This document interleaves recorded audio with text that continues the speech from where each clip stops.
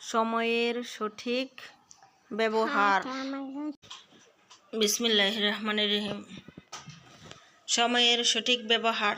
ঘড়িতে সব সময় বলতেছে কেটে গেল, সময় কেটে গেল। মানুষের জীবন সামান্য, এই অল্প সময়ের মধ্যে তার অনেক কাজ করতে হবে। আল্লাহ পাক কুরআন শরীফে ওয়াল আসরি সূরার মধ্যে বলেন, আসরের সময়ের কসম, নিশ্চয় সব মানুষ ধ্বংসের মধ্যে আছে। যারা সময়ের দাম দেয় না তারা অলস। অলস ব্যক্তির মাথা শয়তানের আড্ডাখানা। অলস ব্যক্তি দুনিয়াতেও কারো কোনো উপকারে আসে না, কারো উপকার করতে পারে না, আর আখিরাতেও জাহান্নামী হয়ে যাবে। আর যারা আখিরাতের কাজ বাদ দিয়ে দুনিয়ার কাজে লিপ্ত আছে তাহারাও ধ্বংস হয়ে জাহান্নামী হয়ে যাবে। কিন্তু যারা সময়ের দাম দেয়, বেহুদা সময় নষ্ট হইতে দেয় না, ঈমান আনিয়া নেক কাজ করতে থাকে, আর অন্যদেরকেও নেক কাজ করার পরামর্শ দেয়, আর নিজেও ধৈর্যশীল হয় আর অন্যকেও ধৈর্যশীল হইবার পরামর্শ দেয়, তারা ধ্বংস হবে না, তারাই বেশি হবে। মানুষ দুনিয়াতে আসার পর তার উপর দুনিয়া ও আখিরাতের বহু কর্তব্য এসে পড়ে। এসব কর্তব্য পালন করার জন্যই আল্লাহ পাক মানুষকে দুনিয়াতে পাঠিয়েছেন।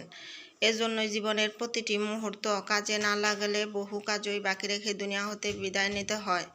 সেজন্য জীবনের একটা মুহূর্ত সময় নষ্ট না করে প্রতিটা মুহূর্তকে ঠিকভাবে কাজে লাগিয়ে দেওয়া সবার প্রধান কর্তব্য। অনেকে মনে করে বহু সময় হাতে আছে, এই কাজটা পরে করে নেব। এ ধারণা ভুল, পরে আর হয় না। আল্লাহ পাকের সর্বশ্রেষ্ঠ দান মহামূল্যবান সময়। টাকা পয়সা হারালে আবার অর্জন করা যায়, স্বাস্থ্য নষ্ট করে ফিরে পাওয়া যায়, কিন্তু জীবন যৌবনের সময় আর ফিরে পাওয়া যায় না। তাই ফরাসি কবি বলেন, জাওয়ানি বুয়াদ খুবই আদমি, সু খুবই রাউয়াত খার বুয়াত খুররামি। অর্থাৎ যৌবন জীবনের সৌন্দর্য, যৌবন চলিয়া গেলে জীবনের সৌন্দর্য চলিয়া যায়। অমাবস্যা পূর্ণিমা আসে যায় বারবার, যৌবন চলিয়া যায়, ফিরিয়ে আসে না আর। তাই অযৌবনকেই আল্লাহর ইবাদতে লেগে যাও, বেহুদা জীবনের সময় নষ্ট করো না। আল্লাহ পাক বলেন, নিশ্চয়ই বেহুদা খরচকারী শয়তানের ভাই। সূরা বনী ইসরাঈল আয়াত ২৭।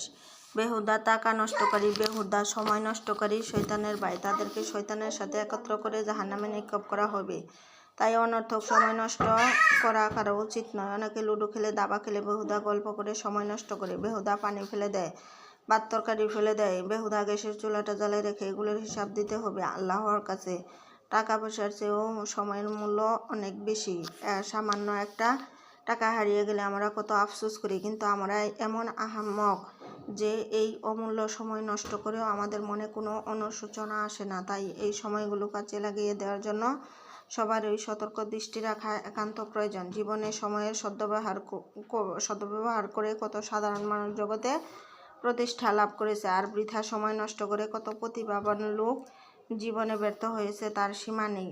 যারা সময় নষ্ট করে তারা কাজ করার সময় পায় না বলে অভিযোগ করে, অথচ যে লোক সময়ের সদ্ব্যবহার করে সে হাসি মুখে সব কর্তব্য সমাধা করে জীবনে প্রতিষ্ঠা লাভ করতে পারে, আর আখিরাতেও জান্নাতুল ফেরদাউস সোনার রাজপরি দখল করতে পারে।